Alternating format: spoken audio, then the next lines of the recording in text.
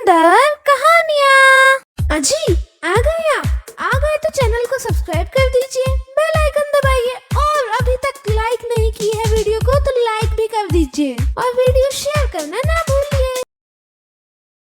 Corona के कारण जयपुर शहर में कर्फ्यू लग गया था। लोग इधर उधर जा नहीं सकते थे, बस जरूरी सेवाओं के लिए ही कहीं जा सकते थे। जयपुर की सुंदर सोसाइटी में श्याम और उसकी मां संतोषी और उसकी पत्नी विमला रहती थी। श्याम एक प्राइवेट कंपनी में जॉब करता था और विमला एक हाउसवाइफ थी। एक दिन विमला अपने पति श्याम से कहती है, अजी मैं आपसे एक बात कहना चाहती हूँ। हाँ हाँ कहो, क्या कहना चाहती हो प्रिय? नवरात्रि आने वाली है और मैं चाहती हूँ कि माता की 9 दिन की मैं पूजा करूँ, उसके बाद मैं कन्या पूजन करूँगी। ये तो बहुत ही अच्छी बात है। मुझे एक बात की चिंता हो रही है जी। कहो, किस बात की चिंता है? लॉकडाउन के चलते कहीं आ जा नहीं सकते।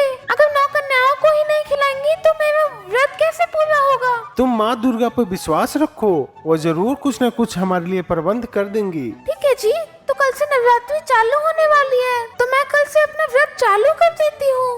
फिर अगले दिन विमला माँ दुर्गा की स्थापना करती है और पूजा चालू कर देती है। इसी तरह 6 दिन बीत जाते हैं। फिर विमला सोचती है कि आज मैं अपने सारे पड़ोसियों को फोन करके कह देती हूँ कि अष्टमी के दिन सुबह सुबह मेरे घर अपनी बेटियों को भेज दें ताकि मैं अपना कन्या पूजन कर सकूं और मैं अपना व्रत पूरा कर सकूं। फिर विमला अपनी सहेली पूजा को फोन करती है।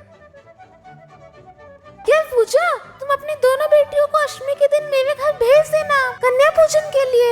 यार विमला, इस बार नहीं भेज पाऊंगी यार। मैं तो तुझे बताना ही भूल गई कि मेरे ससुर जी को कोरोना हो गया है और हम सब क्वारंटीन हैं, तो इस बार हमें माफ कर दे। फिर विमला निराश होकर अपनी दूसरी दोस्त पुष्पा के घर फोन करती है। पुष्पा, परसों अपनी बेटी को भेज देना, कन्या पूजन है। यार मैं इस बार नहीं भेज पाऊंगी, हमारी बिल्डिंग सील हो गई है क्योंकि हमारे बगल में ये कोरोना हो गया है। इसके बाद विमला और लोगों को भी फोन करती है तो 6 कन्याएं आने के लिए राजी हो जाती हैं। उसके बाद विमला दुर्गा माँ की मूर्ति के पास गई और हाथ जोड़कर बोली, हे माता रानी, मेरा व्रत किसी तरह से पूरा करवा देना। इस कोरोना काल में विमला पूरे नवरात्रि व्रत रखते हुए भी वह देवी के दर्शन करने मंदिर भी नहीं जा पाई क्योंकि मंदिरों पर पुलिस का सख्त पहरा था। आज अष्टमी पूजा है। हर बार वह अष्टमी पूजा को कन्या पूजन करती थी। अष्टमी के दिन सुबह सुबह आप जल्दी से अपनी सोसाइटी की दुकान पर जाइए और ये लिस्ट जो दे रखी है ना उसमें से सामान ले आइएगा। याद करके आइसक्रीम भी लाना, भूल मत जाइएगा। बहू, आइसक्रीम किस लिए मंगा रही हो? और कोई प्रोग्राम है क्या? माँ जी, ये अष्टमी पूजन में कन्याओं को देना है। मैं सबको बुला आई हूँ, बस कन्याएं आती ही होंगी। अष्टमी पूजन में तो हलवा पूरी देते हैं, फिर आइसक्रीम क्यों? माँ जी, जितनी भी छोटी बच्चियाँ अपने घर आती हैं, उन सबके हाथों में एक एक थैली होती है जिसमें वे प्रसाद में मिली हुई पूरी और हलवा रखती हैं। दोपहर तक वे 10-12 घरों में घूमने के बाद उनके पास कम से कम 20-30 पूरियाँ हो जाती हैं जिन्हें वो खा भी नहीं पाती। हाँ वो तो है, छोटी बच्ची है, 2-3 पूरी से ज्यादा थोड़ी खाएंगी। तुम बिल्कुल सही कह रही हो। आजकल गाय भी नहीं है कि बाकी बचे हुए पुड़िया उनको खिला दे, वो सारा इधर उधर कचड़े में फेंक देती है। जी माँ जी, ज्यादा पूरी खाने से बच्चियों की तबीयत भी खराब हो जाती है और आपको पता भी है कि गर्मी का मौसम चल रहा है और पूरी ज्यादा जल्दी पचती भी नहीं है। हाँ बहू, तुम बिल्कुल ठीक कह रही हो। फल और दूध के बनी चीजें नुकसान नहीं करेगी। फिर काम वाली के बच्ची हो या कोई और भी बच्चा आ जाए तो उन्हें ये चीजें मिलती कहाँ है। इसलिए तो मैंने हलवा पूरी थोड़ा थोड़ा बना दिया है और बाकी बच्चों को आइसक्रीम, केला और दक्षिणा दे देंगे। मैंने ये भी सोचा है कि उनके लिए कॉपी पेन दे दूंगी ताकि वह ये सब यूज कर सके। बहुत ही उत्तम विचार है। बेटा श्याम, जल्दी से जाओ और सारा सामान दुकान से लेके आओ क्योंकि 1 घंटे के बाद कन्या पूजन की समय है। ठीक है, मैं जल्दी लेकर आता हूँ। उसके बाद श्याम अपना मास्क पहन लेता है और सामान लेने के लिए दुकान पर चला जाता है। श्याम मिठाई की दुकान पर पहुंचता है तो देखता है कि दुकानदार ने मास्क नहीं पहना हुआ है। तो श्याम दुकानदार से कहता है, भैया मास्क पहन लीजिए।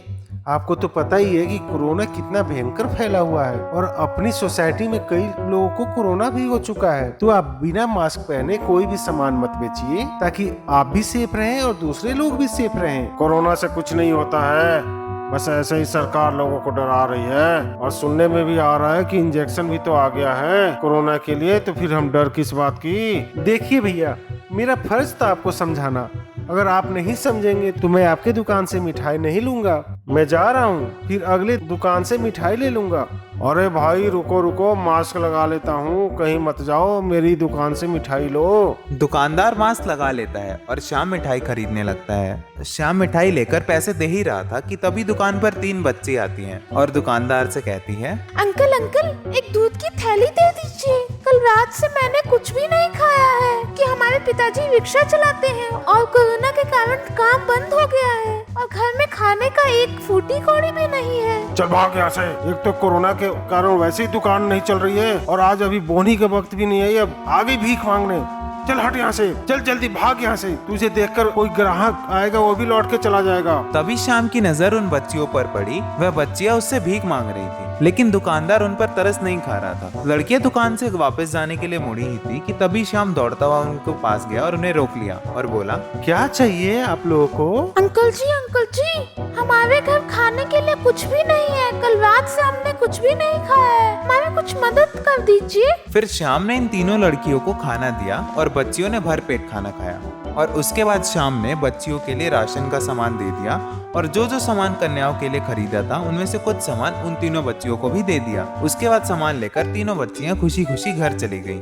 और उसके बाद श्याम सारा सामान लेकर घर आया और फिर विमला से सारी बात बताई। तो यह बात सुनकर विमला बोली, 6 कन्याओं का बंदोबस्त हो गया था कन्या पूजन के लिए, तो मैंने माँ दुर्गा से परसों ही प्रार्थना की थी कि मेरी पूजा की लाज रखिए। तो माँ दुर्गा ने 3 कन्याओं को आपके पास भेज दिया कि ताकि हम उनका कन्या पूजन कर सके। असल में कन्या पूजन यही है कि हम किसी गरीब कन्या की सेवा करें। और अब सच मानो तो बहुत ही खुश हूँ मैं कि हमारा कन्या पूजन सफल हुआ। मुझे तो लगता है माँ दुर्गा स्वरूप लेके आई थी इन कन्या के रूप में। तभी विमला के साथ संतोषी बोली, बहू जल्दी से व्यवस्था करो, 6 कन्या आ गई हैं। माँ जी आप सभी को बिठाइए, मैं सभी के लिए हलवा पूरी और आइसक्रीम, केला और फलाहार लेकर आती हूँ। फिर विमला आरती की थाली लेकर आई और सबकी आरती की और पूजा संपन्न होने के बाद सभी कन्याओं ने प्रसाद ग्रहण किया और उसके बाद आइसक्रीम, केला और पैसे लेकर सभी कन्याएं बहुत ही खुश हो गई। सबको खुश देखकर संतोषी बोली, तुमने सही किया बहू, इन्हें वह दिया जो इन्हें पसंद है, वह नहीं जो हमें पसंद है। उसके बाद विमला ने सभी बच्चों को किताब, कॉपी और पेन पेंसिल दी और एक एक करके स्कूल बैग दिया। साथ में टिफिन बॉक्स और वाटर बॉटल भी दी। सभी कन्याएं बहुत खुश थी। यह देखकर संतोषी बोली, बहुत सही मायने में तुमने ही अच्छी तरीका से कन्या पूजन किया है। तुमने सभी कन्याओं को उनके मनपसंद के प्रसाद खिलाया। जी मम्मी जी, ये सब आपके और श्याम जी के आशीष का ही परिणाम है और माँ दुर्गा ने हमारी नवरात्रि और कन्या पूजन सही तरीके से करवा दी। उसके बाद विमला, संतोष और श्याम माँ दुर्गा की फोटो के सामने हाथ जोड़कर खड़े हो जाते हैं और सभी एक साथ कहते हैं, थैंक यू माँ, हमारी नवरात्रि अच्छे से पूरा करने के लिए।